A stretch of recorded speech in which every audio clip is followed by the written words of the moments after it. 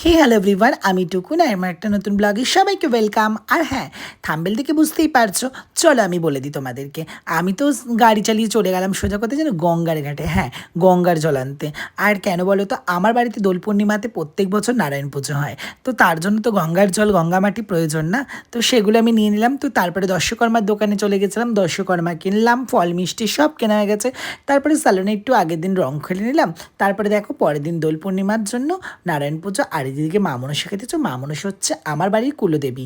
তো মাকে তো সুন্দর করে সাজিয়ে গুছিয়ে রেখে তারপরে নারায়ণ পুজোর সমস্ত জোগাড় করে দেখো, আর ওই যে আমার টিনটিন বসে আছে। আর এদিকে ঠাকুরমশাই 108টা তুলসী দান করছে নারায়ণকে, খুব সুন্দরভাবে পুজো করেছে। আর সত্যি বলছে, আমার তো ভীষণ ভালো লেগেছে। তো তারপরে দেখো ছোট ছোট ভাইগুলো সবাই হোলি খেলছে, হ্যাঁ রঙে দেখো ভূত করে দিয়েছে। তারপরে দেখো এই যে আমরা সবাই ভূত হয়ে দাঁড়িয়ে আছি। আর হ্যাঁ, সবাই মিলে খুব এনজয় করেছি। থ্যাংক ইউ সো মাচ আমার ভিডিও দেখার জন্য। টাটা।